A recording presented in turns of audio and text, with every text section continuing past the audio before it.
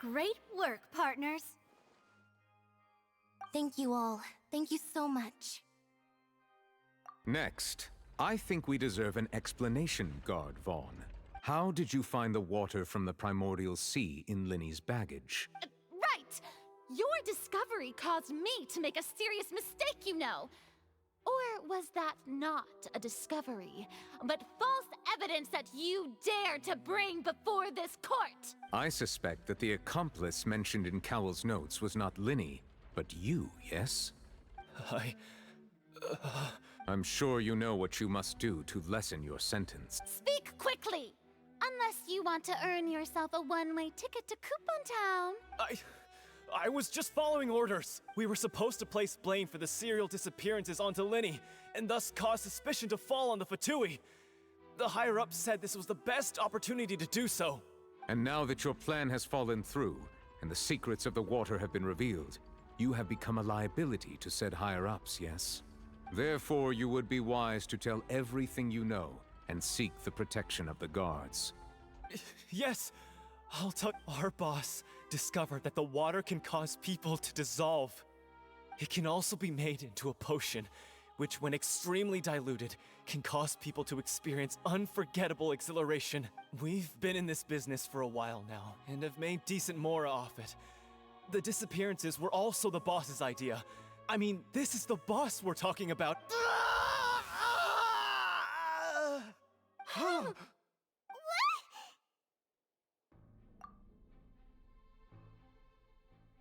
And now he can no longer talk. Such ruthlessness. I shouldn't have expected any— An outrageous. All present, please submit to inspection immediately.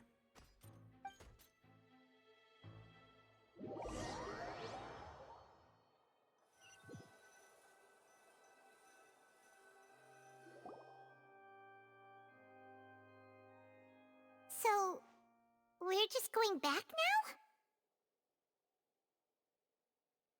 That's... Traveler, Paimon! Please wait. Linny... I know you may not want to speak to me right now. Maybe you don't even want to look at me. But still, let me thank you again for defending me to the end, even after you learned that I'm a member of the Fatui. I guess. But regardless, I'd like the opportunity to set things straight. I didn't approach you with any ulterior motives or ill intent. I've spoken to you as myself, just plain Linny this entire time. As for why I'm a Fatus, it's because the goals of the House of the Hearth align with those of an orphan like me. That's all. That was how Father, who you might know as the Knave, approached recruiting us back then too. The Knave? The one who controls the House of the Hearth? She's your father? That's right. And since we're here, I was wondering, would you mind hearing, back when our parents first died, Lynette and I were left wandering the streets. To survive, I took to surreptitiously observing an older street performer who did magic. It took me several days to figure out how he pulled off his amazing I took my sister through several streets until we found a crowded corner, and to my surprise, we proved to be pretty popular, and we could at least stop worrying about where our next meal would come from for a time. But I didn't want my sister to remain a street rat together with me forever. Before long, an aristocrat came to me and claimed that he wished to take us in after watching my performances. So you went from orphans to nobility just like that? That was how we felt at first too. As if fate was on our side and we could say goodbye to those painful days. But I gradually discovered that while we were called foster children, he was really after my talent for magic tricks. He would constantly take me to all sorts of banquets to garner attention, which he would then use to expand his social circles. That doesn't seem too bad either. Better than roaming the streets at any rate. It took a while for me to realize just how dark his heart really was. After one particular performance at a banquet, I discovered that Lynette was not on the same return vehicle as me. I waited a long time after we returned home, but she did not come back. I went to that noble's bedroom and asked him about her whereabouts. The answer he gave me was, She caught the eye of the most eminent person at the banquet, so I sent her over as a gift. I mean, you'll be able to perform your magic regardless of who your assistant is, yes? Oh no. So he was gonna... But wouldn't Fontaine's laws deal with such people? As far as outsiders are concerned, this is a relationship akin to adoption or foster care. And they have their ways of escape. I managed to ferret out the location of the mansion of that so-called eminent person and hurried through the night. But by the time I leaped over the walls, all I saw was the moonlit ground covered in blood. And the knave standing there in the darkness. So, she'd already taken care of that guy. That's right.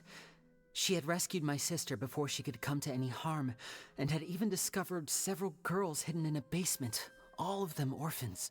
Father, I mean, the knave, might have seen something in me, and so she made me an offer.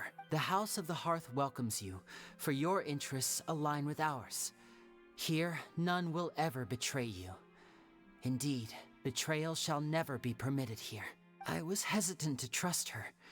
I mean, I had just been betrayed by nobles, but she was also quick to destroy the noble who had taken us in at first, giving us back our freedom. Oh, so that's how the two of you joined the House of the Hearth. She has her own plans. She has gained permission from the Tsaritsa to first use the Gnosis's power once she obtains it.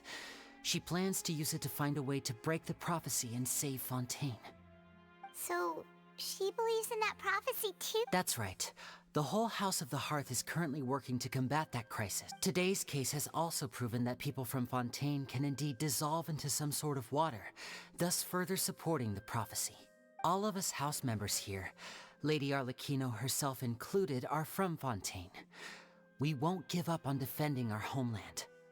To us orphans, the only connection we have left to this world, apart from our family, is our homeland. So, from small deeds like distributing magic pockets to huge schemes like stealing a Gnosis, everything is aimed at dealing with that prophecy. It's all right.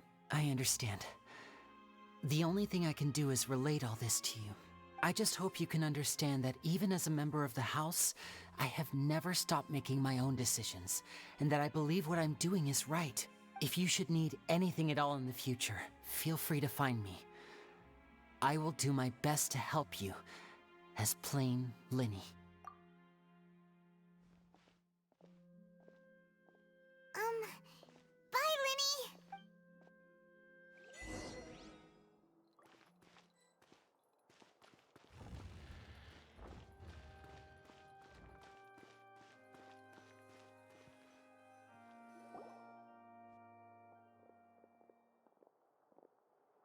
Hey there.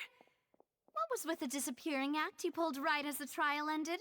Were you looking for us, Navia? Well, this whole thing isn't exactly over, is it? I do feel that we're getting closer to solving the serial disappearances case, though. Don't you think so, too? Huh? What's wrong, my dear partner?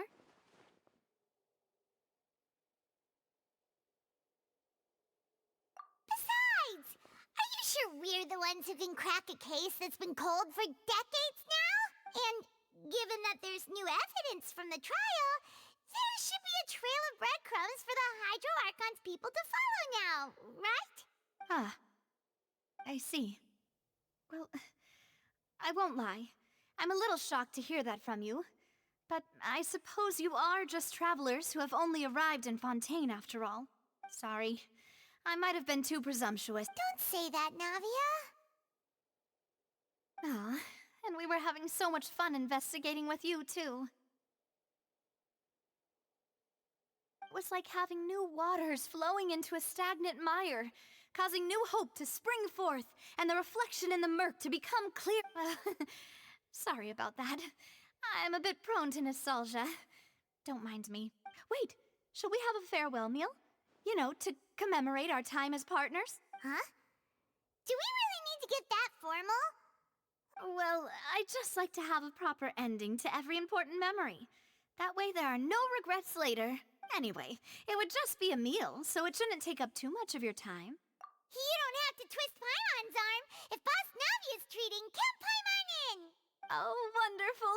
In that case, why don't we return to the Court of Fontaine and head to the Hotel de Boer?